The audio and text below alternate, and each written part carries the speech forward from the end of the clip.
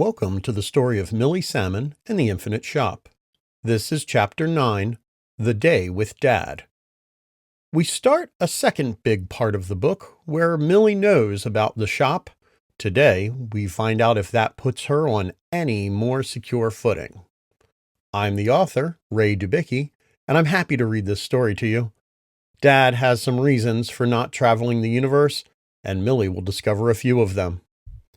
You can join Millie Salmon on Patreon or find out more at milliesalmon.com. And you can follow this podcast and other stories on social media at Infinite Shop Limited.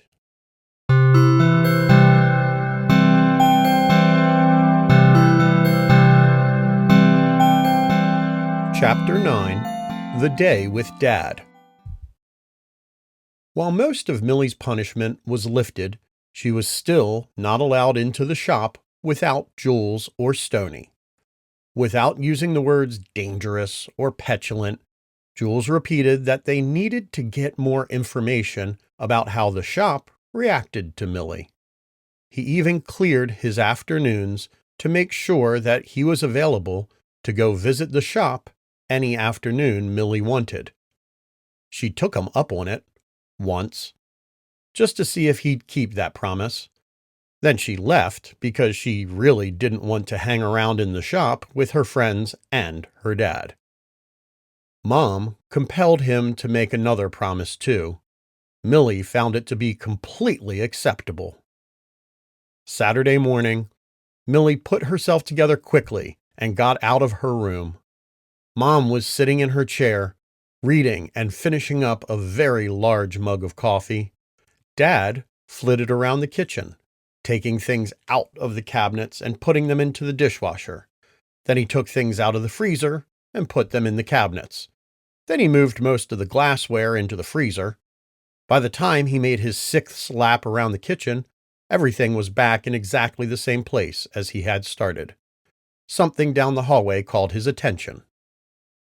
Millie waited for Dad to buzz out of the room. "He's a little wired," Millie said to Mom.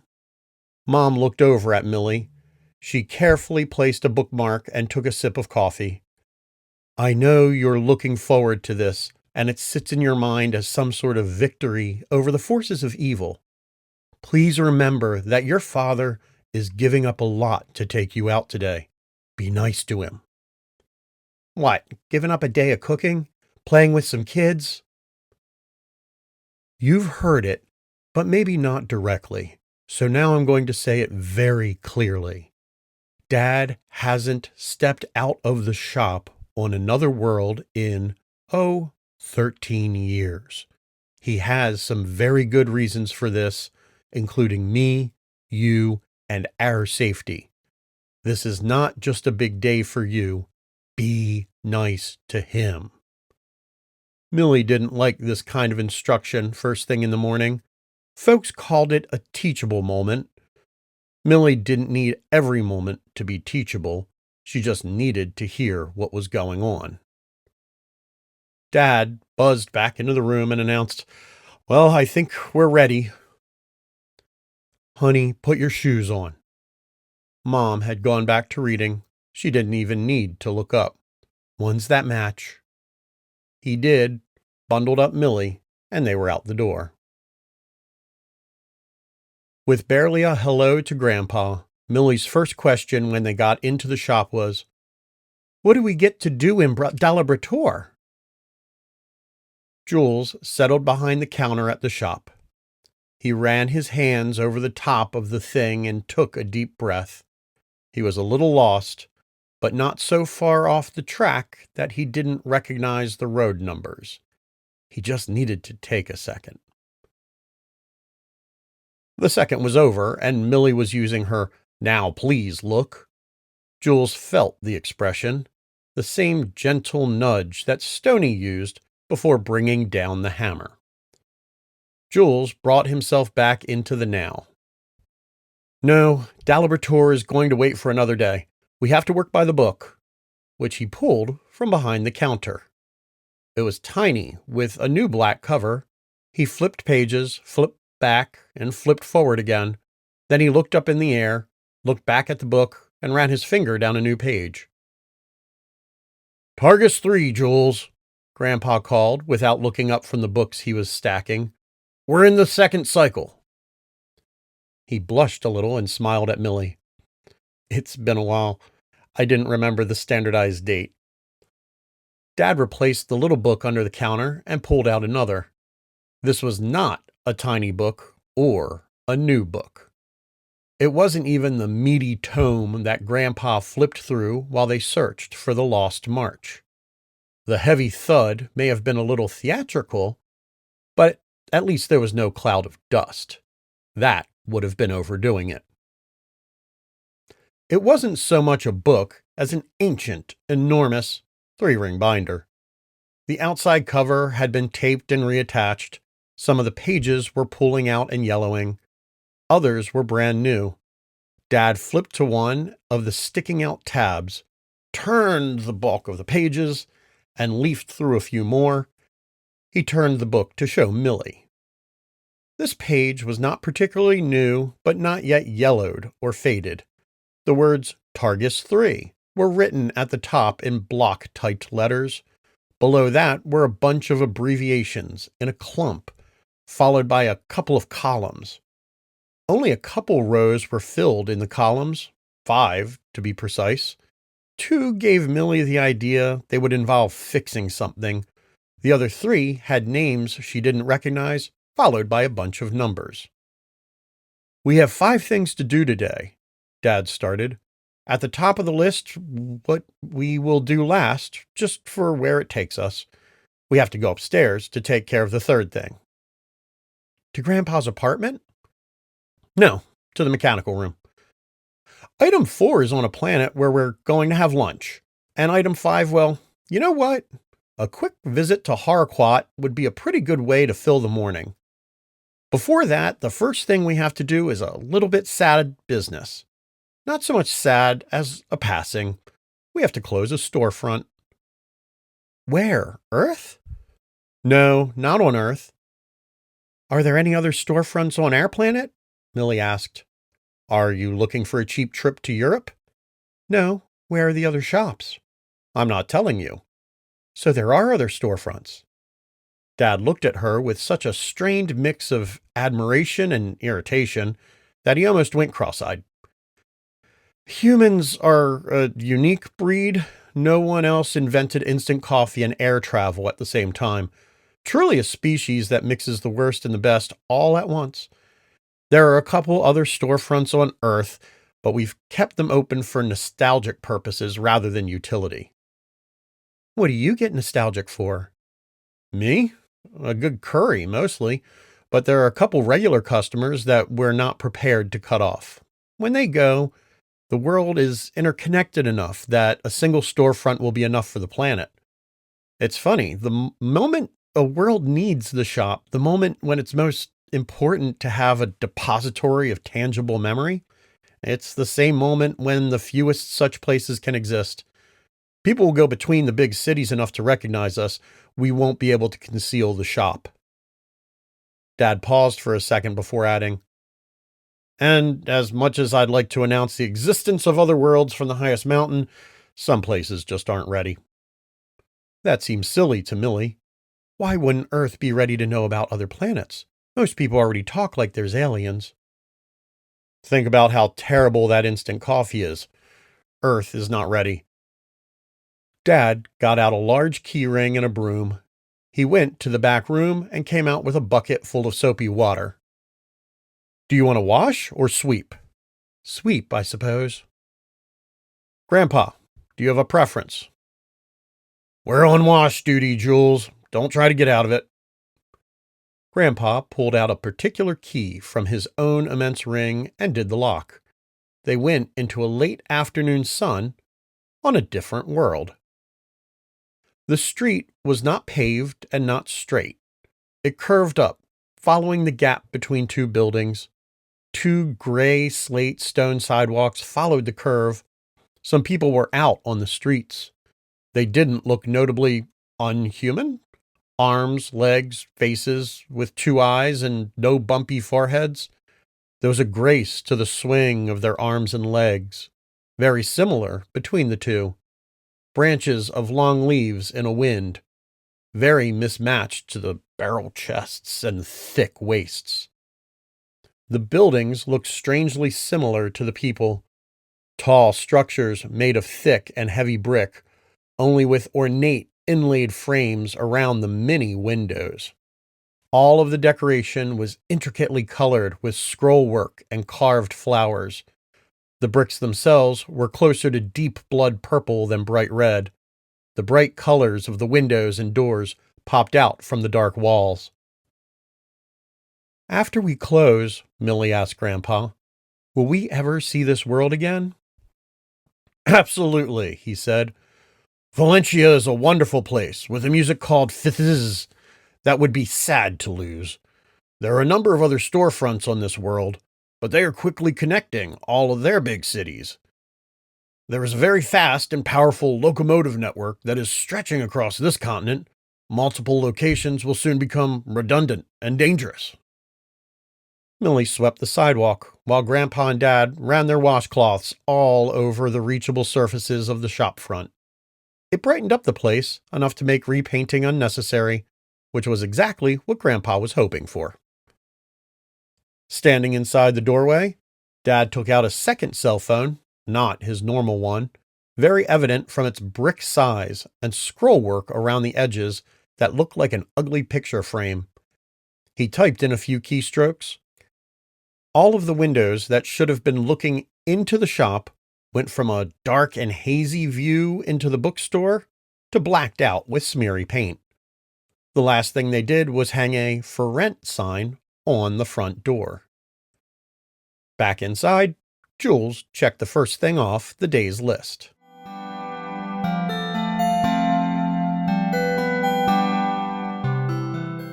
Next thing on the list. Dad got a large canvas bag from the back of the shop. He pulled 4 plastic envelopes with zippers on them from one of the cubbies on the wall behind the counter. He opened 2 of them and ran his thumb through a pile of slips of paper. They looked about the size of dollar bills, but they were not ornately printed. "Receipts," Dad said to Millie's questioning look. The third envelope was cash. This was obvious from the twirled embossing around the border and a big picture of someone important. The fourth envelope had a small, dark blue pod. Dad hit the button and thin arms stretched out. One ear direction, one mouth. It was a phone. Dad stuck the thing to his jawbone, and the small arms hit the right spots. "Grandpa, do you have anything else for us to deliver to Homie?" "Yes, he's going to want a copy of this." Millie laughed. It was the newest copy of Vacuum Bubbles. "Is there a copy for Reggie?" "No, he's not going to be able to pick up his for another 2 weeks. Don't read it, or you'll be tempted to give something away. And this is a good issue." "You okay here?" Dad asked. Grandpa waved them off. "I'm fine. Have a good time." He found the right key and unlocked the door. Millie heard a click from both the inside and outside of the door. They had moved through space again, and she felt it for the first time through the machine. They stepped out of the shop and into a busy sidewalk. It was a narrow street made of completely transparent glass that bowed up in the middle just a little bit. People walked back and forth across it, but stuck mainly to the sidewalks at the sides. It looked like a skylight. Millie looked down through it. Under the glass, about 20 feet, was a sea of people moving fast in 2 directions. They were all on bicycles. "We've got a couple blocks to walk to Homie's office. Then I have something to show you."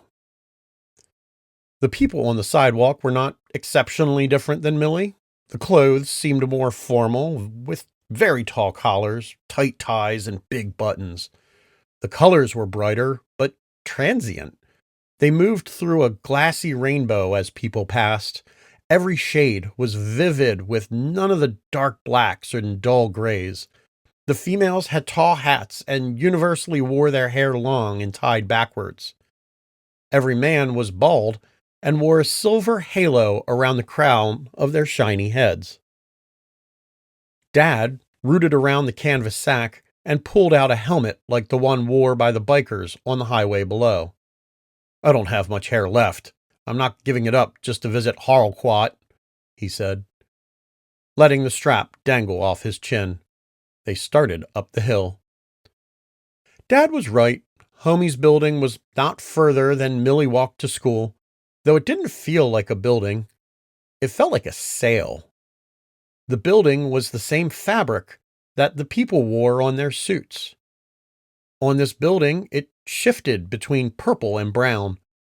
It was pulled across a lattice of pipes, making triangles that stacked upon each other and stretched into the unlimited upwards, piling stories into a skyscraper. The door was surrounded by waving flags of the same fabric. They went in. Millie walked with her father across a shiny orange floor patterned with the same triangles as the walls. The ceiling of the lobby was high and was filled with a lot of people, more than were out on the sidewalk. But the place was big enough that they didn't feel crowded. It helped that the walls were almost invisible from the inside. Millie turned back towards the front of the building. The street looked like she was still walking up it. It was then she saw a strange group of people come through the front doors. It could only be described as a mob. All men dressed in sickly gray suits, following a woman in stark nighttime black. Such a blot on the brightness of people in the crowd in the lobby, who still slowed and made passage for the group. Dad pulled her to one side as they passed. Millie watched the woman, powerful as a thunderstorm and important as a marble statue, pass with the multi-headed, many-handed, gaggle-legged monster in gray trailing behind her. They made their way to the elevator bank and disappeared.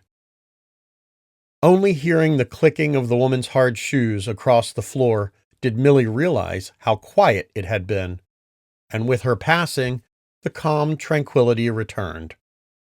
They joined a couple people in an elevator going up. It was as transparent as the rest of the building. They moved from floor to floor with good speed, shooting straight up into the air, stopping and shooting again. After a couple floors, her and Dad were the only ones left on board and a lot of floors to go. Good speed got even faster. Millie felt far enough away for Dad's comfort, so she decided to talk. "Can I ask who that was?" "That would be Lady Merrick Tatters. She's Homie's boss. She seems a little important. She keeps a lot of people around." Millie stopped and thought for a minute. Dad cut in on the process, so she wouldn't take his sarcasm too seriously.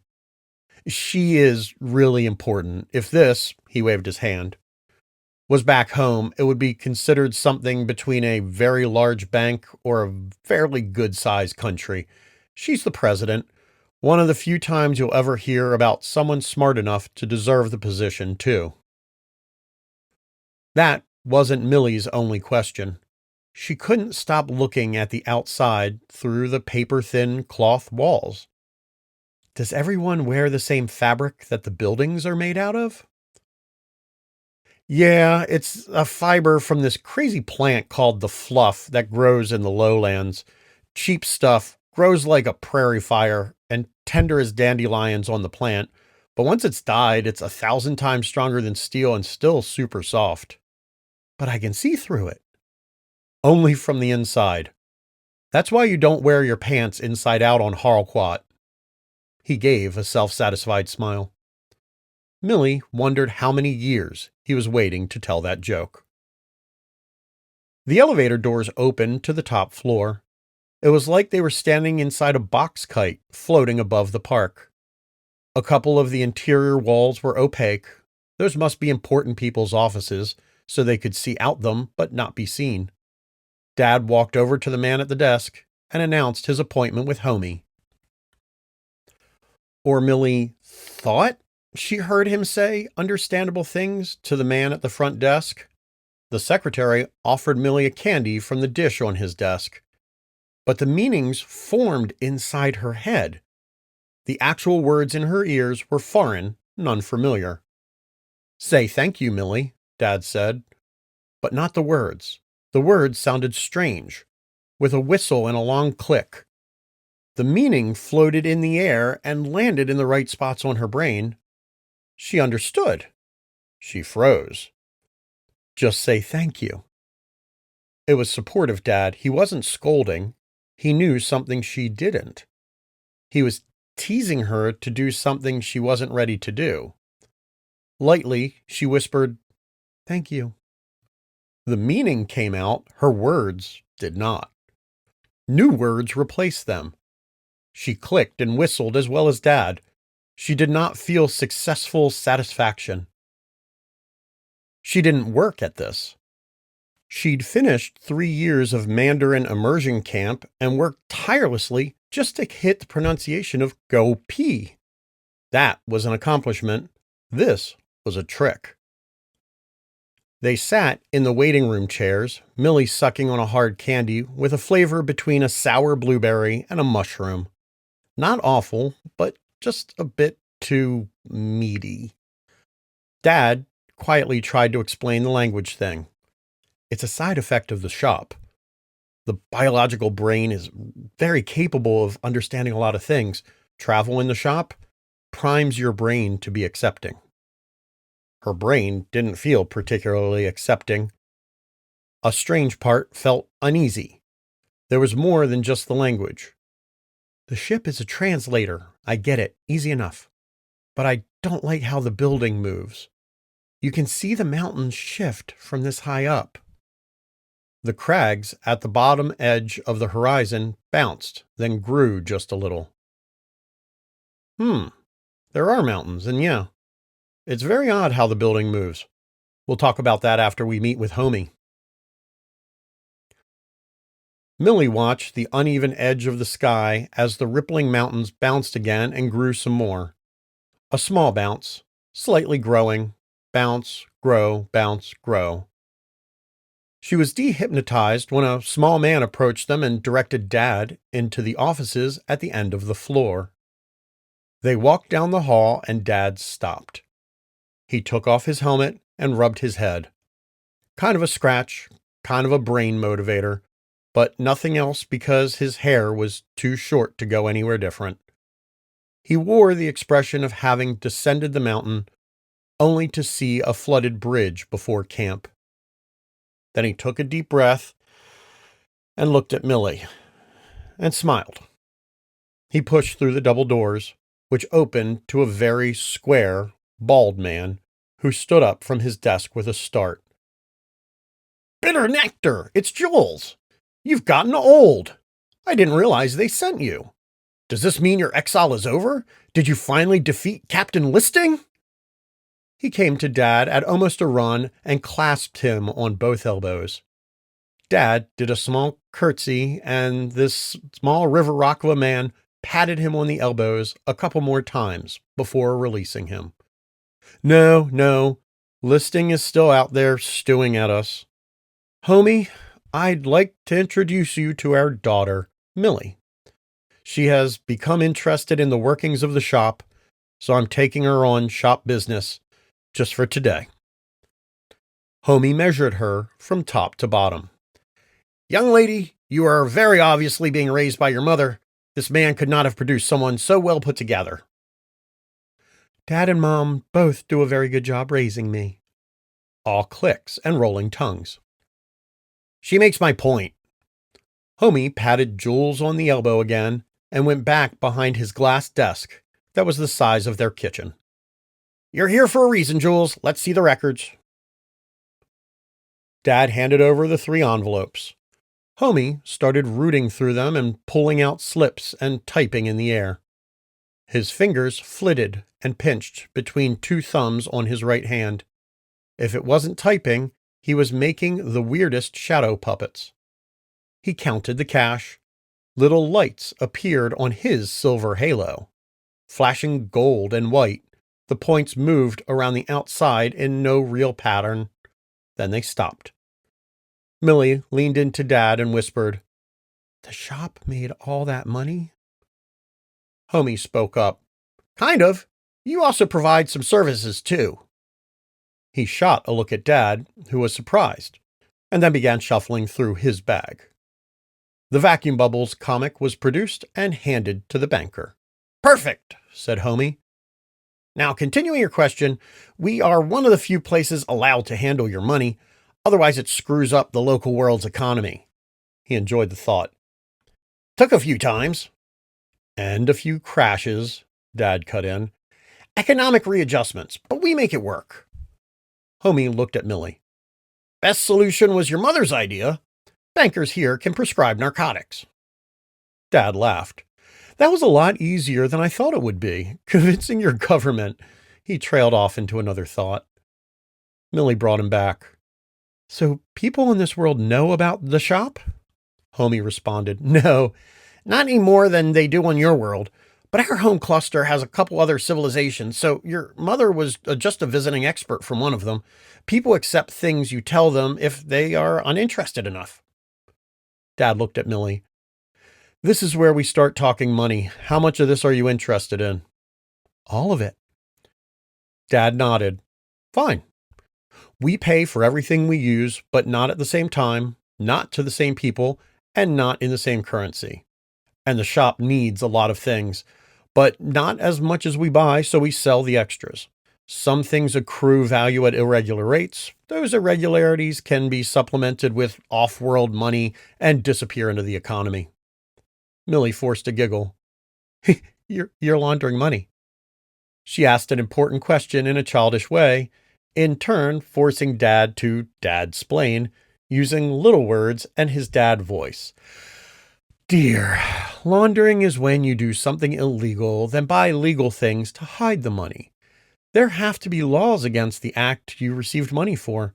We can't be laundering when there are very few laws against what happens on other planets, and we strictly pay every penny of taxes owed on every sale we make." "Yep," Homie agreed. "Helps pay to keep the lights on, which, by the way, is becoming more expensive. Watch your electric requirements, my friend. Your energy use is high this cycle." The two men talked for a few more minutes, but Millie could not get another innocent query in for another round of answers. So she paid attention while pretending not, and watching the shifting mountains in the distance. There were arrow ripples of wind across their grassy hillsides. It gave them the illusion of rolling movement towards the horizon. But the more she looked at them, the more unsettled she grew. There was the sway of the mountains one way, but there was no sway back. The mountains were only moving in one direction, and the buildings in another. Her stomach got a bit twisted at the thought. Dad?"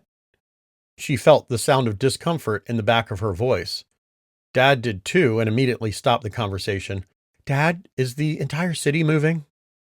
"Ah, yes. Remember that thing I said we'd talk about after meeting this guy?" He turned to the banker. "Homie, does this building have access to the belly?" "Of course.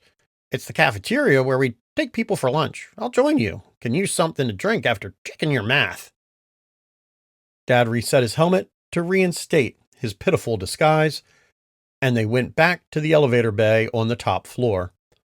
Homie called for the L12 level, the last one on the panel. He waved his hand until the elevator beeped and his own crown of lights lit up blue.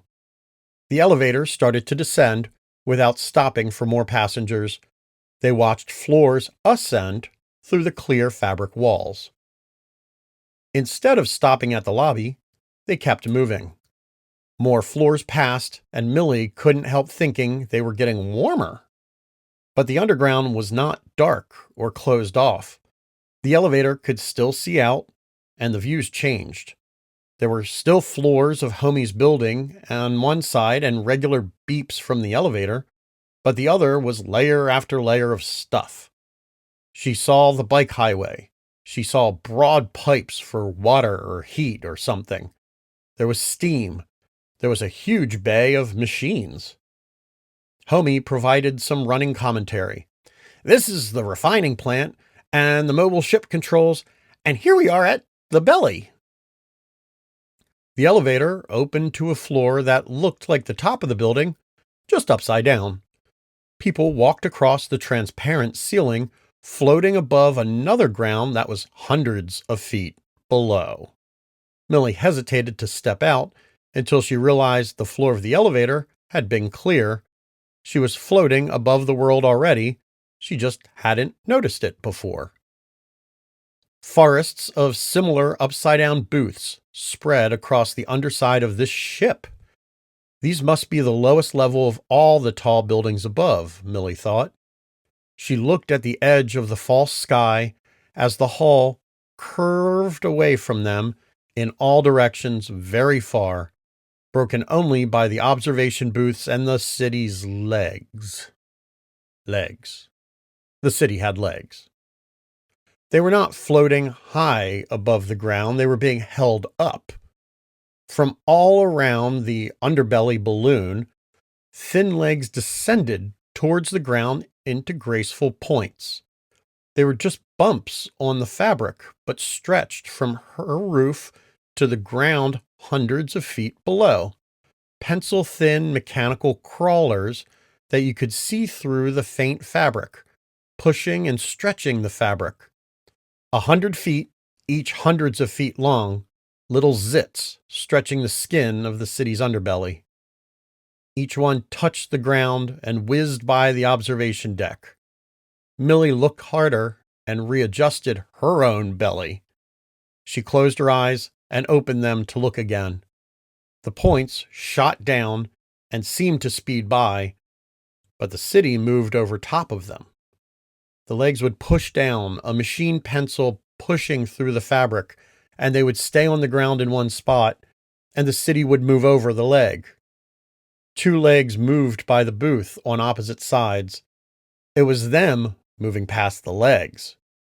Millie forced herself to feel her own movement. She looked towards the direction they had come from.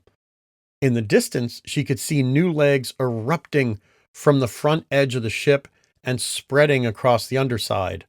The legs stayed still, and the city moved on top of them. On the other end, they retracted. It was rhythmic and generated a sway, just opposite how she felt upstairs. "What's in those mountains? Where's the city going?" Millie asked Homie. "Port Barbas, the 3rd largest port in the world. Fluff depot for 12 North County precincts. We'll arrive late tomorrow." "That reminds me, Homie," Dad asked. "Why aren't we in the coastal lowlands?" "North Circuit this year. Farber City outbid us on the lowland crop, but that's okay. We'll get it back, and we're making pretty good friends with the new transfer stations. May have to build a suburb just to follow us around." Millie could not take her eyes off the action across the belly. "But there is so much city to move. What if people don't want to go with you? Why can't all these people stay home and the farmers bring you their crops? We get fruit from all over the world. I had mangoes for lunch this week."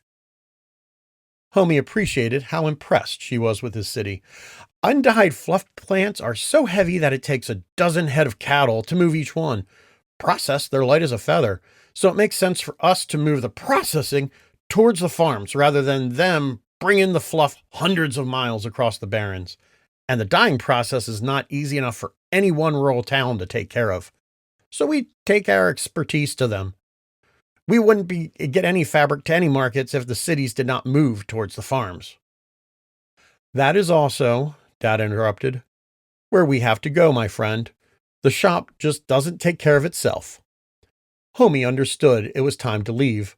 Dad and Homie grabbed each other on the elbows and promised to see each other soon. Homie made it a point to shake hands with Millie and instructed her to pass along his well wishes to her mother. Then he returned to the elevator and ascended away from the belly. They turned towards the front of the ship. "Such a neat place. But are you ready to get back to the shop?" "I just want to watch a couple more pass by." Dad stood at the window next to Millie and the two watched the impossibly thin legs carry the city forward.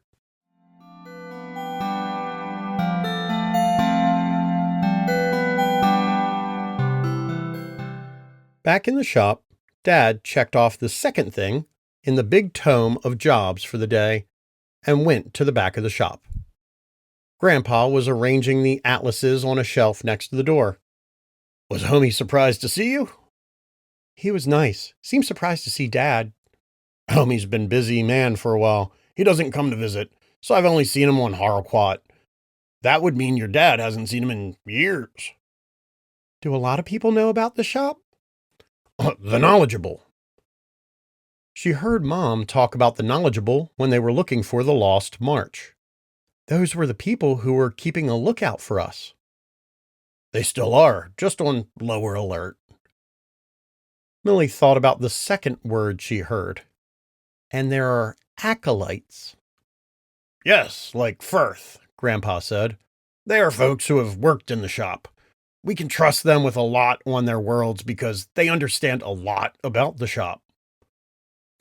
"Do the acolytes visit the shop regularly?" "When they can, and everybody tries to make it to Brentone." "Am I allowed to ask what that is?" "You'll find out soon. I've suggested your parents bring you to the next one." "When will—" She stopped as Dad came back to the front of the shop with another canvas bag. Dad had started sorting. Same routine, 2 envelopes of receipts, 1 of cash. 1 had a phone. He wasn't paying attention when Grandpa whispered to Millie, "Soon."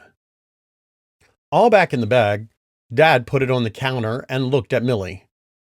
"We are going to a planet called Karul. It's kind of the same deal as Harquat and the bank, but this is just a deposit and not a visit with anyone fun. Are you ready?" "Yup." "I promise it will be extremely boring." "We are somewhere across the galaxy. Boring while covering vast distances of space is fine with me." Dad looked at Grandpa, who said, "She's right," with a shrug. "And can you pick me up a crabapple marcan on your way back? Extra butter." Dad nodded, and Grandpa took out his ring of keys, picked one, and used it to open the door. Dad and Millie bounded out into the bright sun. It was a painfully normal street. Square buildings surrounding a long flat sidewalk, dropping down a curb to a black asphalt street. The buildings had perfectly square black windows, none lit, no curtains. It looked like a child's perfectly normal drawing of what a perfectly normal city block should look like. Except the parking meters. Perfectly normal, round-topped parking meters with a window to see the time, and a crank to drop change into, and a flat front where the coins went. All hoisted up on a pole that was shorter than Millie. Abnormally close together. The parking meters were a foot apart, much too close for anyone to park. That must have been why the street was empty and the parking spaces were empty. You would have to put money in a dozen meters just to park a regular car. The line of meters looked like a fence running down the street in both directions. They made a good pace for a couple of yards before Dad stopped in the middle of the sidewalk. "We only need to stop at any bank here, but we also need to get Grandpa's drink." He looked down the street both ways. "This place has gotten creepy. I don't even know which way is the nearest car lines. Need that to decide which bank to stop at." Dad asked aloud. One of the parking meters lit up and turned around on its pole. "Hello, Master Pilling. How can I be of assistance to you today?" Master Pilling, "Oh, it thinks I'm Grandpa." Dad started thinking and whispering to himself. "It doesn't have a scanner. It's not reading me. It's identified the phone." He looked over the robot. "Pretty impressive. Hello, I'm looking for the nearest car lines." "Thank you," the robot responded. "There is a car lines dreamery within 2 blocks of this location. Please turn left on Arbiton Street. Continue until you see the sign. A lit path is on the sidewalk to lead you. And with that, a green line lit and traveled around the corner. And is there a cash bank near there? Yes, within only a couple lengths down the block. The polebot was very helpful and happy to be of assistance. Then the head rotated on the unmoving pole until it directly faced Millie. Its flat gray front and nose-shaped crank leaned into her, and it rose on the pole so it was actually taller than Millie. And who are you? There were no eyes on the machine to stare at her, but there was no denying who it was asking. We notice that you are not wearing your communicator. Where is your communicator? Uh-oh, Dad said. His voice rose louder and higher. She simply left it back in the house. We will return to that location and retrieve it. I left it back home, Millie pleaded, following Dad's lead. I'm heading back to get it. That is unacceptable, the polebot said. Authorities have been notified. Please attend your position until they arrive. Absolutely. We are attending our position. He took Millie's hand and started to move back towards the door of the shop. Master Pilling and accomplice, you are being ordered to attend your position. A second polebot moved into position on the other side of them, attempting to cut off their escape down the sidewalk. It slid across the top of the concrete, but it moved quickly like there was a track underneath. From the length of the street, more polebots moved towards them. They were surrounded. Dad put his free hand up and said, "We are stopped." They actually stopped this time. Millie put her hands up, not letting go of Dad's. Attend. It's saying something that we understand as something else. Attend, or you will be forced down. It wants us down where? Millie asked. A thick, gloopy slurry spilled out of the surrounding polebots. It took Millie off her feet, and she landed on her bottom hard. Dad's feet spread apart, but he kept his balance and he didn't release Millie's hand. His went to the other canvas bag. Attend, the polebot shouted at Dad. Its pole bent backwards, then snapped forwards. The heavy top of the polebot cracked jewels across the bridge of his nose. His face snapped backwards. A spray of red blood spread as a fan from his nose, and his hands flew open. His feet flew backward, and his hands let go of Millie and their other contents. He splayed out on the ground backwards in a growing pool of his red blood. Sirens welled up around the corner. They were getting closer. But Millie didn't hear them. She only saw the polebots from along the street closing into a circle around her and Dad. And she saw the thing flung from Dad's other hand fly through the air. She started to scramble across the greased pavement on sliding all fours, but there was no traction. One of the other polebots shouted at her, "Attend!" it yelled, and started to wind backwards to lay a blow on Millie. She shoved off the pole with her foot and slid across the slippery concrete. Dad rolled to his side. He was not unconscious, but stunned and yelling through the coughs of a lot of blood draining into his throat. "Fruff nuggle de nose!" he exclaimed.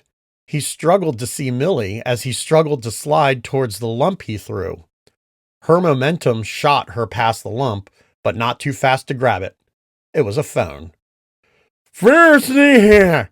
Dad yelled. He had both his hands over his face and blood was running through his fingers.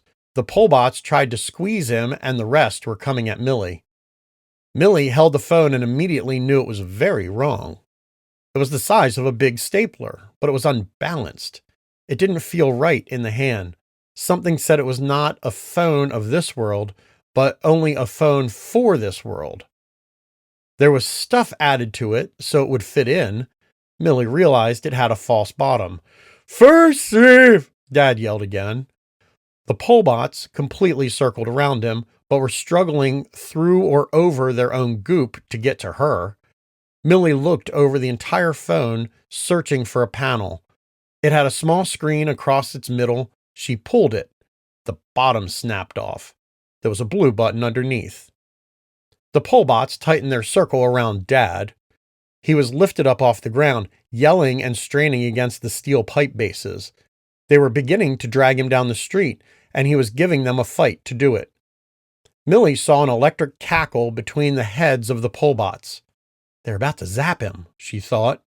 He was already muffled through the metal legs. They just needed a zap to keep him calm. But Millie gave the zap instead. She slammed the phone against her hand, pushing the blue button into her palm. A ripple shot from Millie's hand to all the robots nearby. They tipped over limply. The 3 Polbots closest to her audibly sizzled. The rest of them on the block wilted like dry daisies in the sun. Overhead lights flickered and blinked out. Dad elbowed his way out of the ring of Polbots that surrounded him and grabbed his bleeding nose with the hem of his shirt. Millie peeled herself off the ground, settled into bent knees, and shuffled over to Dad. She grabbed his hand and helped him over the tangle of silent machines. Through his shirt, he said, "Quickly, Millie, we have to go." She kicked the Polbot that first started questioning them. Dad leaned on her just as the sirens rounded the corner. They headed towards the door. In the doorway, Millie looked outward at the houses that could see. Their windows were still empty, or the tops were. The bottom edges were full of unblinking eyes. These were kids. Millie looked at the ones right across the street. She felt they were afraid for her. What kind of place is this? She asked herself. The sirens answered. The cars they attached to pulled up, and the 4 soldiers dropped from each one. 16 soldiers flooded the street and started arranging themselves for a fight. More sirens arrived behind them. The Polbots didn't matter. They were just to keep folks in place until these people showed up. And she was about to vanish with Dad. Suddenly, she felt afraid for the eyes in the windows. Only the kids were there because the parents knew better. They were peeled as far from the windows as possible, hiding from whatever was next. Millie couldn't stand it. "Come with us!" she screamed. The soldiers turned at them in an immediate run. The eyes disappeared from the windows. Bleeding Dad hands pulled her in the door and shut it. Grandpa looked surprised at the pair. "That was quick. Where's my Marcan? Why are you covered with oil? Why are you covered with blood?" Dad stumbled behind the counter for a fistful of towels and put his face into them. They muffled his voice so that he had to yell what he was going to yell anyway. "You can't promise anyone that, Millie." But they were about to get, something about to happen. Dad was bleeding through the inner clump of towels. "It doesn't matter. We're not in that fight." "We caused that fight. We caused it because I didn't have an identifier." Grandpa took another towel, folded it, and pushed Dad's clump of towels away to apply it with a squeeze. "Caused what?" Grandpa asked. Dad bellowed with the intensity of getting his nose moved, but with a gurgling weakness on seeing more stars and being flooded with his own blood. So he just yelled out the next question, too. "When did Karul turn into a surveillance society?" Grandpa was stunned. "Really? I was there 6 weeks ago to drop off money." "Yeah, full-on rampaging sentinel parking meters and everything." Grandpa thought for a second. Then he pointed over to the newspapers. "Millie, could you bring that stack?" She walked over and put her hand on one of the shelves. "No, the one below it. Yes, bring that entire pile over here." They were magazine size, but made from much stiffer, silkier material. There were 20 of them in the pile.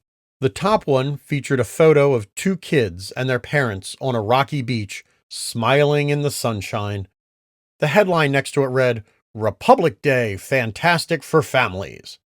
She sat them on the counter. Grandpa gave Dad his head back, wiped his own hands with another towel, and started leafing backwards through the pile. Are we going back for those people? Now, with only one towel on his face, Dad could be heard clearly. I told you we can't. What do you mean, can't? There are rules. Mom said she's rebuilt this shop. You made all the rules. Your rule says we can't go get them. Yes, that is exactly it. Our rule. Just like the rule that says where you need to be in the afternoon, the rule that says you have to finish your homework, and now there's a rule that says no picking up stragglers in the shop. Who's a straggler? We got those people into trouble. We have no idea what trouble they are in. And we're not going to. Grandpa held up the top newspaper. It was different than the one she looked at carrying them across the room. There was a soldier wrapped in an orange and blue flag under the title, Fight of Our Lives. How did that happen? That's not the shop is a bookstore, dear. We have the most current editions. He half smiled at her. But that part is a lesson for another time. Understand that it's being written right now. Your altercation in the street is being treated like an insider act of sabotage that'll be punished, and it looks like... He followed the text with his finger quickly. There's been many of those, and the council is rallying the public to stamp it out. And the people nearby? Completely unmentioned. Millie slumped into the counter stool, deflated. So we can't save them. Dad pulled away the towel, saw more red, and reapplied it.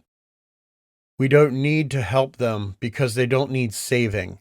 They need to find their own way out of whatever knotted politics they've arrived at. I really disagree, Benji. Grandpa waved his hand. We do help them with all this. We will keep our doors open in Karul. What's a better place to find the solution to any problem than a book? And we provide them all. That's pithy, Dad, and stop calling me that. You're not wrong, which makes it more irritating. Jules took the towel from his face and tapped the back of his hand against his nose. There was still a bit of dribbling red, so he replaced the towel. Millie, your grandpa's right. We do help, but we have to do it in our own way. Ferrying folks between worlds is not that way. That's better than a rule, Millie offered. Is this what I'm supposed to be afraid of? No, this is just living with our friends on different worlds. Something you get used to after a while. And you did great. Anytime you leave the shop, there's a phone that has a fail-safe button. Oh, that's what you were yelling. It sounded like... Millie descended into gurgling. Dad leveled a look of unimpressed. Yes, I suppose I did. The fail-safe is the big blue button that's hidden. Hit it just like you did. Good job. He dabbed again and noted no new discharge. And don't be afraid of rampant surveillance parking meters. No, the only thing you'll see today that is truly terrifying is upstairs.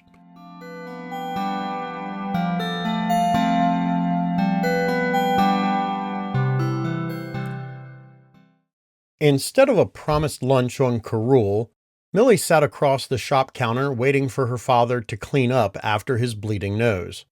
Grandpa went upstairs and retrieved a change of shirt and a couple of sandwiches. Millie appreciated the turkey, but chewed vindictively, until she noticed that Dad was busy rolling tiny wads of towel and shoving them up each nostril without paying much attention to her. Then she just enjoyed her sandwich. While she was behind the counter, there was a customer.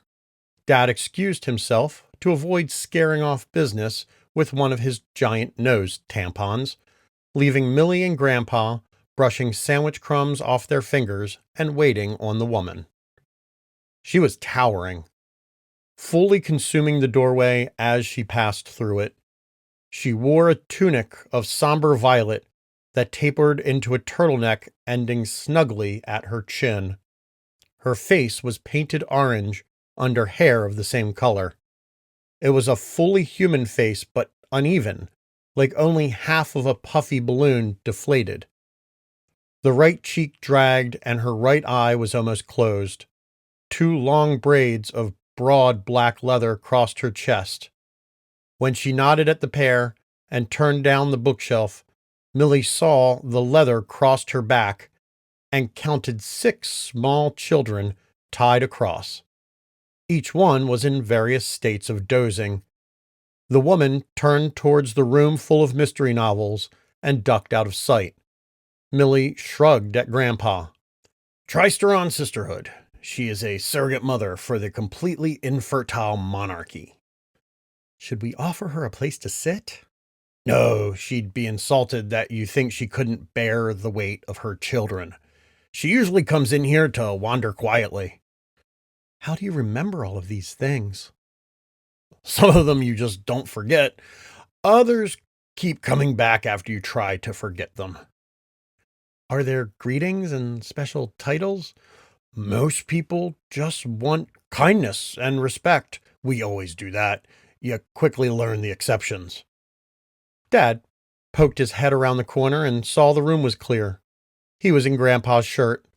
It had a crease across the shoulders and was a little tight in the middle. Are you ready to head upstairs? We're waiting on a customer, Father. The sister from Tristeron. First, daughter, it's Tristeron Sisterhood. That's one you very much don't paraphrase. Second, she enjoys wandering in silence. You may imagine how peaceful it is when they're all asleep. How many now? She has 12 through 17 with her, Grandpa reported. Indeed, she gets her alone time. Come with me. Dad ascended the stairs and Millie fell into line. We rely on a lot of random business, he started, but it only appears if we are on top of other work. There's a schedule to things and we have to follow it. And today we have to be on top of what? Millie asked. Changing the filter in the air conditioner. Does that mean something else? No, we're still a bookstore and we still need a pretty good air conditioner. He handed Millie a broom. And we have to keep the place clean. At the top of the stairs, Grandpa's apartment was behind the door on the left side. The opaque glass window that made up the top half of the door was labeled private. To the right was a solid wooden door labeled employees only. It opened into a hallway. Does this mean I'm an employee? Millie asked. No, because middle schools don't offer work permits. So I'm not getting paid. You are gaining the universally accepted currency of knowledge. I'm going to need a raise. And I'm going to need your rent in cash. Now move it. The hallway had a door on either side. They opened the one on the right. It was a pretty big utility room with enough space to comfortably walk around the large air conditioning and all the walls covered with shelves. They spent an hour straightening up around the equipment. Dad showed Millie where to pop open the aging machine and pull out the old dirt trap. He shook it straight into the trash and leaned it against the wall. The new filter snapped into place and Millie replaced the cover.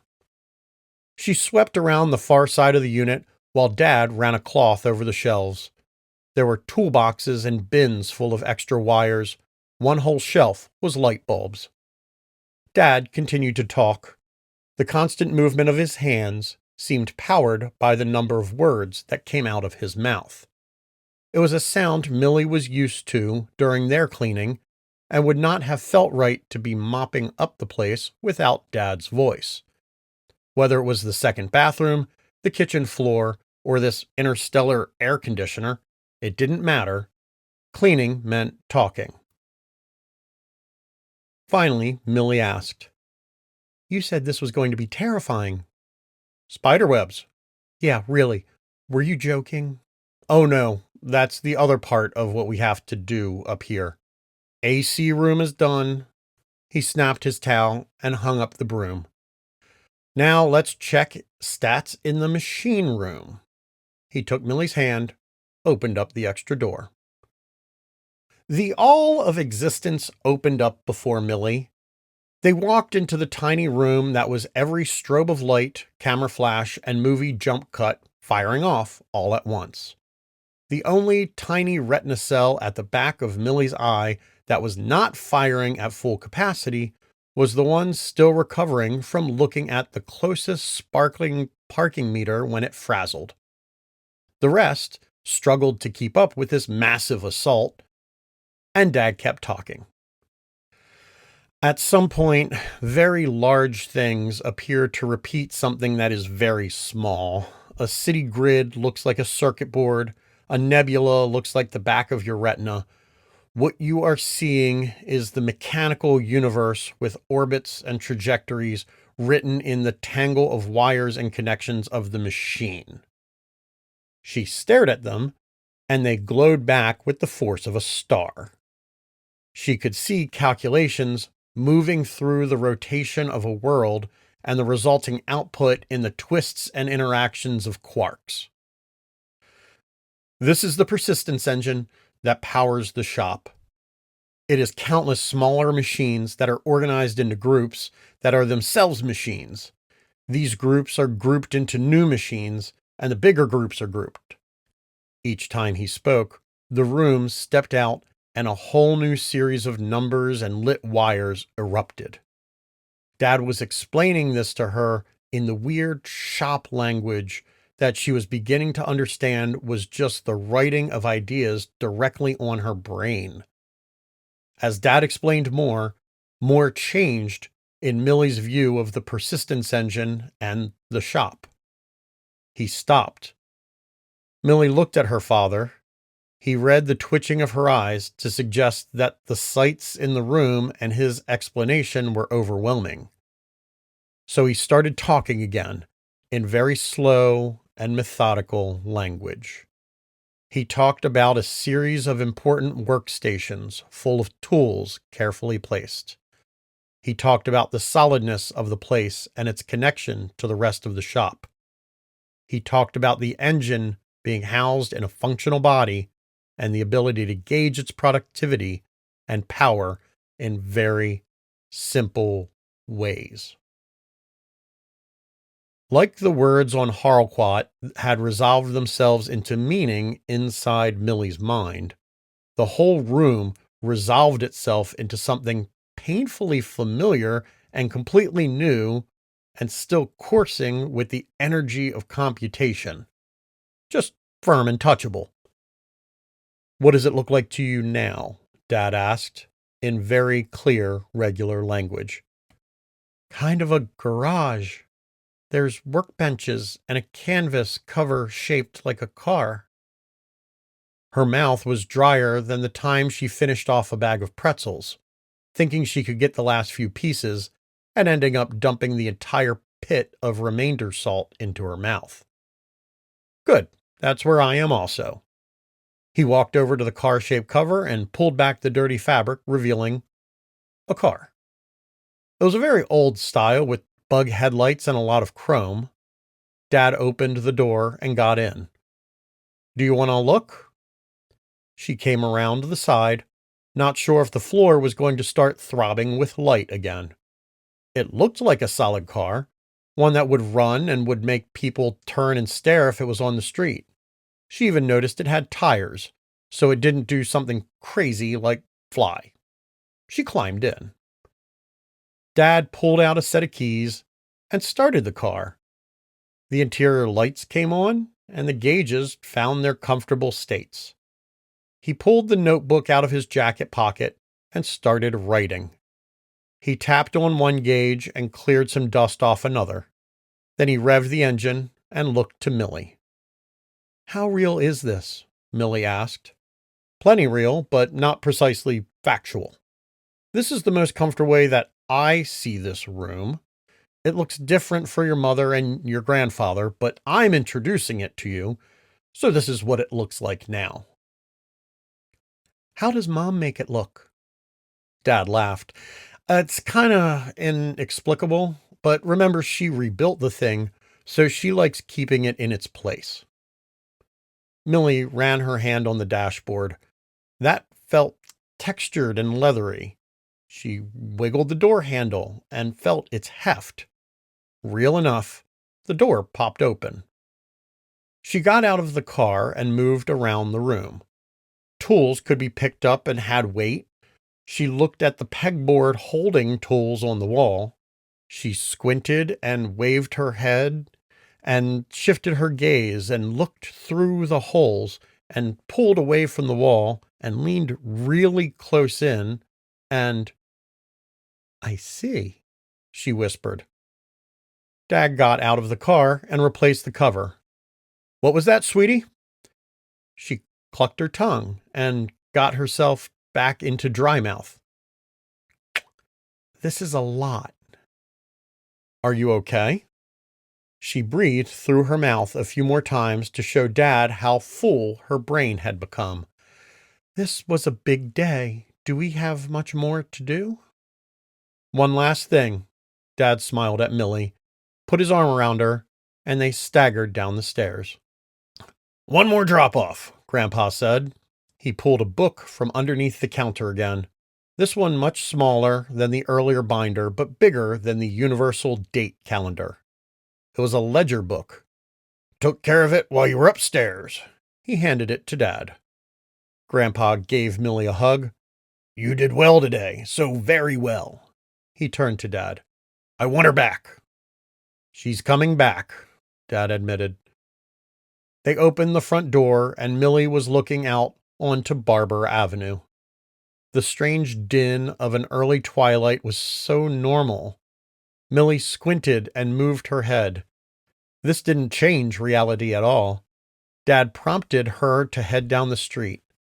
"Last stop is home, Millie. We take this ledger to your mother." They walked around the corner and up to the apartment. Mom was waiting on the couch when they opened the door. "How many impossible things did you get to do today?" Millie walked over to her mother and put her head into her lap. Millie felt her parents' whisper talk over her head. "What did you do?" Mom asked. "Mechanical room. Problems on Karul. And Homie says hello." Dad's reply. Mom tensed. "You took her in the mechanical room?" Mom stroked along Millie's hair and tried to course love and comfort through her fingertips and into the girl's mind. "Maybe too much," Dad whispered back. "A lot, but not too much." Millie wanted it to be too much. Seeing so much that it dulled everything else, a blasting loud noise that muddles every other sound for the rest of the day, or a flash that dulls all the other colors. That didn't happen for Millie. She had looked through the wall in the machine room. Dad warned that it was terrifying. As Millie processed in a doze on her mother's lap, she was inching further from being terrified. She wanted to leave all the scared behind, all of the anxious that set her head spinning and looked like gaping void. But there were still those gaps, those things they didn't tell her. They had said so many things about being scared, and Millie was ready to believe it. She worked herself into such a panic. Now she felt like she was finally crawling out. Sure, she didn't want to be in prison on Karul or squished in a city walker on Harlquat, but these were not any scarier than a busy day on Hudson Street. And Hudson Street had the guy at the consignment shop who barked at kids who got too close to his display chairs, which was worse than any rampaging parking meter.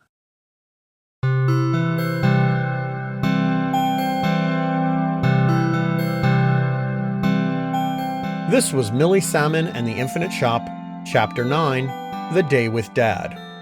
In the next episode, we'll join Reggie for his evening cooking some pizza rolls. Thank you for listening.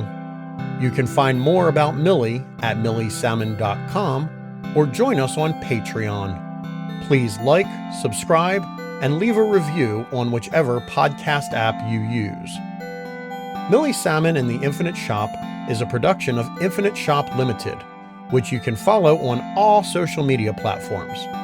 I'm Ray Dubicki. Thank you for listening, and I look forward to reading some more for you soon.